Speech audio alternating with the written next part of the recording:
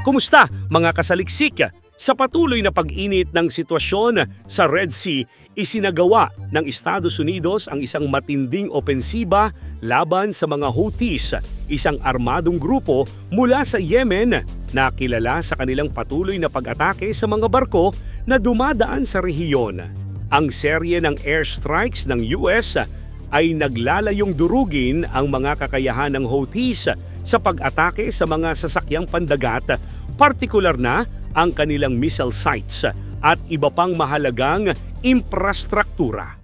Sa pamamagitan ng tumpak at malalakas na pagsalakay mula sa himpapawid, tinarget ng US military ang mga pasilidad kung saan itinatago at inihahanda ng Houthis ang kanilang mga sandata, kabilang ang mga advanced na anti-ship missiles at drones na ginagamit upang takutin at salakayin ang mga barkong dumadaan sa Red Sea. Ayon sa mga ulat mula sa National Security Council ng Estados Unidos, hindi ito isang pansamantalang hakbang, kundi isang patuloy na kampanya upang siguruhing titigil ang Houthis sa kanilang agresibong aksyon. Naging malinaw ang pahayag ng Administrasyong Trump na ang kanilang layunin ay tuluyang sirain ang kakayahan ng Houthis na makapagdulot ng banta sa global na kalakalan. Bukod sa mga missile launch sites, tinarget din ng mga airstrike ang communication hubs at mga pasilidad ng Houthis upang maputol ang kanilang kakayahang makipag-ugnayan sa mga alyadong grupo at taga-suporta sa rehiyon. Ang mga ataking ito ay nagpapakita ng matibay na paninindigan ng US na hindi nito hahayaan na mapasakamay ng isang militanteng grupo ang isa sa pinakamahalagang daanan ng pandaigdigang komersyo. Dahil sa patuloy na kaguluhan at banta ng Houthis, nagkaroon ng matinding epekto ito sa pandaigdigang ekonomiya. Maraming shipping companies ang napilitang umiwas sa Red Sea at dumaan sa mas mahabang ruta sa paligid ng Afrika, na nagresulta sa malaking pagtaas ng gastos sa transportasyon ng mga kalakal. Ang dating ruta na nag-uugnay sa Asia, Europa at Afrika sa pamamagitan ng Suez Canal ay isa sa pinakamahalagang daanan ng pandaigdigang kalakalan. Subalit dahil sa patuloy na pag-atake ng Houthis, napilitan ang maraming barko na gamitin ang Cape of Good Hope sa South Africa bilang alternatibong ruta. Ang pagbabagong ito ay hindi lamang nagdulot ng pagkaantala sa paghahatid ng mga produkto, kundi nagdagdag din ng napakalaking halaga sa gastos sa transportasyon. Bilang resulta, ang mga shipping costs ay tumaas ng 5 beses, isang matinding dagok sa mga negosyo na umaasa sa mabilis at murang transportasyon ng mga kalakal. Bukod pa rito, tinatayang nagkakaroon ng karagdagang $1 milyong sa gastos sa bawat biyahe ng mga barkong napipilitang umiwas sa Red Sea. Ang epekto nito ay ramdam hindi lamang sa sektor ng maritimong transportasyon, kundi pati na rin sa iba pang industriya tulad ng agrikultura, manufacturing at enerhiya. Dahil sa pagtaas ng presyo ng transportasyon, nagkaroon din ng domino effect na nagtulak sa mas mataas na presyo ng mga pangunahing bilihin sa maraming bansa. Ang pagtaas ng presyo ng langis at iba pang mahahalagang produkto ay dulot ng pagkaantala at pagtaas ng gastusin sa pagdadala ng mga ito mula sa mga bansang gumagawa patungo sa mga bansang nangangailangan. Sa kabila ng kanilang limitadong kontrol sa Yemen, naglabas ng matapang na pahayag ang Houthis na nagsasabing hindi na maaaring dumaan ang mga barkong Amerikano sa Red Sea. Ang deklarasyong ito ay bahagi ng kanilang patuloy na kampanya upang ipakita na kaya nilang ipagtanggol ang kanilang teritoryo at kontrolin ang mga pangunahing daanan ng pandaigdigang kalakalan. Ngunit sa kabila ng kanilang mga pahayag, malinaw na hindi sapat ang kanilang kakayahang ipatupad ang ganitong uri ng pagbabawal ng walang tulong mula sa mas malalaking puwersa sa rehiyon. Maraming eksperto ang naniniwala na ang matapang na paninindigan ng Houthis ay higit pang magtutulak sa Estados Unidos na pag-ibayuhin ang kanilang opensiba upang tuluyang sirain ang mga kakayahang militar ng grupo. Bukod sa kanilang sariling kakayahan, hindi maitatanggi na ang Houthis ay may matibay na ugnayan sa iba pang malalaking puwersang pandaigdig. Ang Iran, na kilala bilang pangunahing taga-suporta ng mga grupong militante sa gitnang silangan, ay matagal nang nagbibigay ng armas, training at intelihensya sa Houthis upang palakasin ang kanilang puwersa. Ngunit hindi lamang Iran ang may papel sa patuloy na paglakas ng Houthis, maging ang China at Russia ay lumilitaw na nagbibigay ng suporta sa pamamagitan ng pagbibigay ng missile guidance systems at iba pang teknolohiyang militar upang tulungan ang Houthis sa kanilang mga operasyon. Ang ugnayang ito ay nagpapakita ng isang mas malawakang geopolitical na laro kung saan ginagamit ng mga bansang ito ang Houthis bilang proxy upang mapahina ang impluwensya ng Estados Unidos sa rehiyon. Dahil sa lumalalang sitwasyon, pinili ng Administrasyong Trump na gumamit ng isang mas matinding estratehiya laban sa Houthis, taliwas sa limitadong hakbang na isinagawa ng Administrasyong Biden. Sa halip na tugunan lamang ang bawat pag-atake ng Houthis na ang paisa-isa, ipinakita ni Trump ang kanyang estilo ng pamamahala sa pamamagitan ng mas malalawakang airstrike at matinding banta laban sa Iran, ang pangunahing taga-suporta ng Houthis. Ang bagong estratehiyang ito ay naglalayong tapusin ang banta ng Houthis sa mas mabilis at tiyak na paraan. Sa halip na hayaang magpatuloy ang isang walang katapusang labanan. Sa kanyang pahayag, iginiit ni Trump na ang kanyang administrasyon ay hindi magpapakita ng kahinaan at gagamit ng overwhelming force upang ipakita na hindi maaaring diktahan ng Houthis ang kalagayan sa Red Sea. Ang mensaheng ito ay hindi lamang para sa Houthis kundi para rin sa Iran at iba pang bansang may kinalaman sa kaguluhan sa rehiyon sa pamamagitan ng patuloy na paggamit ng airstrikes at iba pang hakbang militar. Nais iparating ng Estados Unidos na hindi nila hahayaan na mahadlangan ang kalayaan sa paglalayag sa isa sa pinakamahalagang shipping lanes sa mundo. Malinaw ang layunin ng Administrasyong Trump. Titigil lamang ang opensiba ng US kapag tuluyan nang huminto ang Houthis sa kanilang mga pag-atake sa mga barko sa Red Sea. Hanggat patuloy ang banta, magpapatuloy rin ang mga airstrikes at iba pang operasyong militar upang tiyakin ang seguridad ng pandaigdigang kalakalan at protektahan ang interes ng Estados Unidos at ng kanilang mga kaalyado. Matapos ang halos 80 taon, muling ipinairal ng Administrasyong Trump ang Alien Enemies Act ng taong 1778, isang batas na unang isinabatas mahigit 2 siglo na ang nakalipas. Sa loob ng mahabang kasaysayan ng Estados Unidos, 3 beses lamang itong ginamit bago ang kasalukuyang administrasyon. Una noong digmaan laban sa Britanya noong taong 1812, sumunod noong unang digmaang pandaigdig at panghuli noong ikalawang digmaang pandaigdig. Ngayon, sa ilalim ng pamumuno ni Donald Trump, ipinatupad muli ang batas upang ipatapon ang mga miyembro ng kilalang mga Venezuelan gang, partikular ang MS-13 at TDA, mga grupong kilala sa kanilang malawakang operasyon ng droga, pagpatay at iba pang kriminal na aktibidad sa loob mismo ng teritoryo ng Estados Unidos. Ayon sa Administrasyong Trump, ang muling pagpapatupad ng batas ay isang agarang hakbang upang protektahan ang pambansang seguridad. Matagal nang lumalawak ang impluensya ng MS-13 at TDA sa iba't ibang estado ng Amerika, kung saan sila ay sangkot sa mga marahas na krimen mula sa brutal na gang wars, human trafficking hanggang sa pangangalakal ng iligal na droga.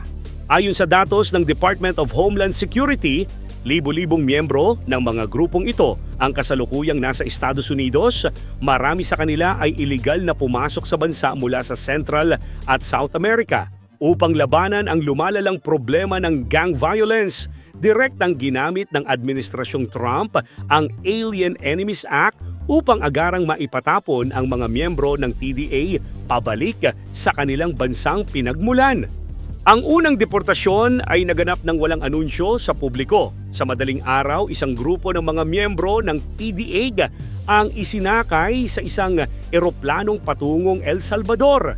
Isang bansang may mataas na bilang ng mga gang members na kasalukuyang nasa ilalim ng matinding kampanya laban sa kriminalidad. Sa sandaling lumipad ang eroplano, lumabas ang isang kautusan mula sa isang hukom na nag-uutos na ipatigil ang deportasyon.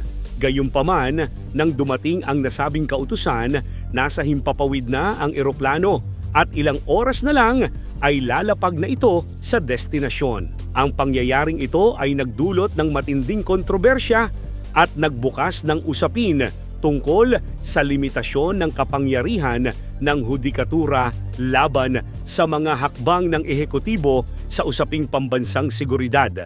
Mabilis namang tumugon ang administrasyon sa aligasyong nilabag nila ang utos ng hukuman. Ayon sa White House, walang sinadyang pagsuway ang naganap dahil ang desisyon ng hukom ay verbal lamang at hindi pa opisyal na nailagay sa sulat nang umalis ang eroplanong nagdadala ng mga gang members. Iginiit ng administrasyon na kumilos sila ayon sa batas at nasa loob sila ng kanilang kapangyarihan na ipatupad ang Alien Enemies Act. Idiniin din ng administrasyon na ang desisyon ng hukuman ay walang matibay na legal na batayan upang hadlangan ang papagpapairal ng batas na inilaan mismo para sa mga ganitong sitwasyon, kung saan kinikilala ang mga dayuhan bilang banta sa seguridad ng bansa. Dahil sa legal na komplikasyon na dulot ng deportasyon, maraming eksperto ang naniniwala na maaaring umabot ang kaso sa Korte Suprema ng Estados Unidos. Isa itong mahalagang usapin na maaaring magtakda ng president para sa hinaharap. Magkakaroon ba ng kapangyarihan ang hukuman upang pigilan ang ehekutibo sa pagpapairal ng isang batas na umiiral na sa loob ng mahigit 2 siglo? O mananatili ba ang pribilehiyo ng presidente na gamitin ang naturang batas ayon sa kanyang pagpapasya? Ang sagot sa tanong na ito ay may malawak na implikasyon hindi lamang sa kasalukuyang administrasyon kundi pati na rin sa mga susunod pang lider ng bansa. Kung sakaling mapagtibay ang desisyon ni Trump sa paggamit ng Alien Enemies Act, maaaring lumawak pa ang sakop ng bata sa iba pang migranteng grupo na itinuturing na banta sa seguridad. Hindi malayong gamitin ito laban sa iba pang organized crime groups na may malakas na presensya sa Estados Unidos tulad ng mga Mexican drug cartels, Asian triads o kahit pa sa mga extremist na grupo na may kaugnayan sa terorismo. Ang pagpapatupad nito ay maaaring magbukas ng pintuan sa mas mahigpit na polisiya sa immigration at deportation, isang bagay na siguradong makakakuha ng suporta mula sa mga konserbatibong sektor ng lipunan, ngunit tiyak na haharapin din ng matinding kritisismo mula sa mga grupong nagsusulong ng karapatang pantao at proteksyon sa mga dayuhang naninirahan sa Amerika.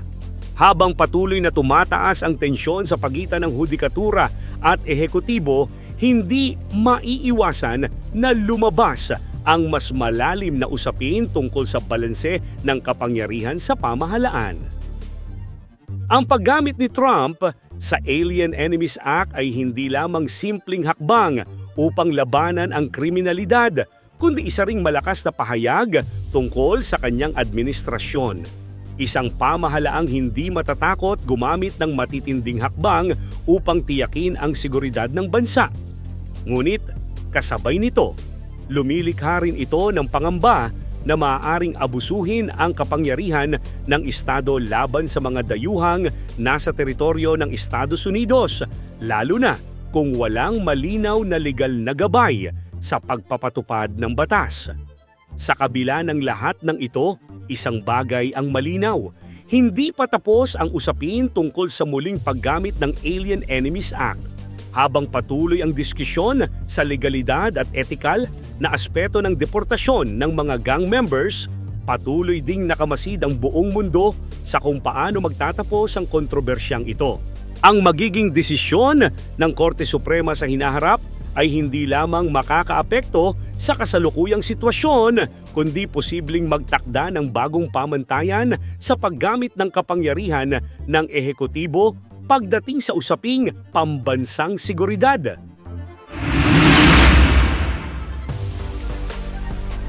Sa kasalukuyang kalagayan ng pandaigdigang seguridad, muling nabaling ang pansin ng mundo sa Iran, isang bansa na matagal nang inaakusahang may lihim na programang nuklear. Ayon sa ulat mula sa US Defense Department, tinatayang kayang makagawa ng Iran ng isang nuclear bomb sa loob lamang ng 12 araw kung kanilang nanaisin. Ang bilis ng progreso sa nuclear development ng Iran ay nagdulot ng matinding pangamba hindi lamang sa Estados Unidos kundi pati na rin sa mga bansang malapit sa Iran, lalo na sa gitnang silangan kung saan ang lumalawak na tensyon ay maaaring humantong sa isang malawakang digmaan. Ang naturang impormasyon ay ikinabahala ng maraming leader sa mundo. Dahil kung sakaling magtagumpay ang Iran sa paggawa ng isang nuclear weapon, maaari nitong baguhin ang balanse ng kapangyarihan sa rehiyon at lumikha ng hindi inaasahang geopolitical na epekto. Sa harap ng lumalalang banta mula sa Iran, mariing ipinahayag ng Israel na hindi nila papayagan ang isang nuclear-armed Iran. Paulit-ulit nang inihayag ng Israel na gagamit sila ng airstrikes upang wasakin ang anumang pasilidad ng Iran na may kinalaman sa paggawa ng nuclear weapons.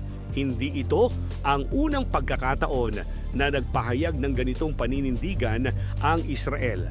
Sa mga nakaraang taon, isinagawa na nila ang iba't ibang operasyon upang hadlangan ang pag-usbong ng nuclear capabilities ng kanilang mga kaaway. Ang Saudi Arabia, isang matagal ng kalaban ng Iran sa politika at relihiyon, ay nananatiling mapagmatsyag at naghahanda para sa anumang maaaring maging epekto ng lumalalang sitwasyon. Sa kabila ng hindi direktang pagsali sa anumang opensibang militar, malinaw na kinokondena ng Saudi Arabia ang mga hakbang ng Iran patungo sa pagkakaroon ng nuclear weapons. Hindi lamang ito issue ng seguridad sa rehiyon, kundi isa ring banta sa pandaigdigang kapayapaan. Lalo na't ang isang nuclear Iran ay maaaring mag-udyok ng isang mas malawakang kompetisyon sa armas sa gitnang silangan. Sa ilalim ng lumalakas na presyon mula sa pandaigdigang komunidad, hindi nag-iisa ang Iran sa kanilang ambisyong magkaroon ng mas mataas na antas ng kapangyarihang militar. Sa halip, ito ay bahagi ng isang mas malaking estratehiya na tinatawag na Axis of Resistance. Isang alyansang binubuo ng Iran, Hamas, Hezbollah at Houthis. Ang alyansang ito ay may layunin na labanan ang impluwensya ng Estados Unidos at ng mga kaalyado nitong bansa sa gitnang silangan. Gamit ang tinatawag na hybrid warfare strategy, ang Iran ay nagbibigay ng suporta sa iba't ibang militanteng grupo upang mapanatili ang kanilang presensya at kontrol sa rehiyon. Ang Hamas na aktibo sa Gaza Strip, ang Hezbollah na may malakas na base sa Lebanon at ang Houthis na patuloy na lumalaban sa Yemen ay pawang mga proxy ng Iran na ginagamit upang hamunin ang Estados Unidos, Israel at Saudi Arabia. Sa ganitong paraan, nagagawang ipagpatuloy ng Iran ang kanilang mga agenda nang hindi direktang nasasangkot sa isang hayagang digmaan. Bukod pa rito, isa sa mga pinakamalaking usapin sa likod ng mabilis na pag-usad ng nuclear program ng Iran ay ang lihim na suporta mula sa Russia. Bagamat walang direktang ebidensya na nagpapakita ng tahasang pagbibigay ng nuclear weapons ng Russia sa Iran, maraming eksperto ang naniniwala na maaaring tinutulungan ng Moscow ang Tehran sa pamamagitan ng pagbibigay ng teknikal na kaalaman, missile technology at iba pang makabagong kagamitan na maaaring makatulong sa mabilis na pagpapaunlad ng nuclear capabilities ng Iran. Ang alyansa sa pagitan ng Iran at Russia ay higit pang pinagtibay matapos sumiklab ang digmaan sa Ukraine, kung saan naging mas malapit ang dalawang bansa sa pagpapalitan ng military assets at intelligence. Sa katunayan, iniulat na nagbigay ang Iran ng drones at iba pang military equipment sa Russia bilang bahagi ng kanilang kooperasyon, at maaaring sinusuklian naman ito ng Russia sa pamamagitan ng pagbibigay ng advanced military technology sa Iran. Ang posibleng pagkakaroon ng nuclear weapons ng Iran ay may malawakang epekto sa geopolitical stability, hindi lamang sa gitnang silangan kundi sa buong mundo. Kapag natuloy ang nuclear ambitions ng Iran, hindi malayong humantong ito sa isang bagong digmaan sa pagitan ng Iran at Israel na matagal nang may tensyon dahil sa issue ng teritoryo at seguridad. Maging ang mga bansang Arabo tulad ng United Arab Emirates, Bahrain at Kuwait ay maaaring mapilitang pumili ng panig sa isang lumalawak na alitan sa rehiyon. Dagdag pa rito, kung magkakaroon ng nuclear capabilities ang Iran, maaaring sumunod ang iba pang bansa sa gitnang silangan sa pagnanais na magkaroon din ng sariling nuclear weapon bilang paraan ng depensa. Ang ganitong senaryo ay maaaring magresulta sa isang bagong arms race sa rehiyon, isang sitwasyong maaaring humantong sa hindi mapipigilang pandaigdigang kaguluhan. Bukod sa epekto, sa gitnang silangan, maaaring maapektuhan din nito ang ekonomiya ng mundo, lalo na sa larangan ng enerhiya. Ang Iran ay isang mahalagang manlalaro sa global oil market at anumang tensyon na kinasasangkutan nito ay maaaring magdulot ng matinding epekto sa presyo ng langis. Kung magpatuloy ang lumalalang sitwasyon, posibleng gamitin ng Iran ang kanilang oil supply bilang panangga upang idiin ang kanilang posisyon laban sa mga bansang kaaway nito. Ang ganitong senaryo ay maaaring magdulot ng pagtaas ng presyo ng langis sa pandaigdigang pamilihan, na tiyak na mararamdaman ng mga bansang umaasa sa langis mula sa gitnang silangan. Sa kabila ng lahat ng ito, nananatiling hindi tiyak ang hinaharap ng nuclear program ng Iran. Patuloy ang diplomatikong negosasyon upang subukang pigilan ang Tehran sa kanilang ambisyong nuklear. Ngunit kung patuloy silang susuportahan ng mga bansang tulad ng Russia at China, maaaring magpatuloy ang kanilang programa ng walang sagabal.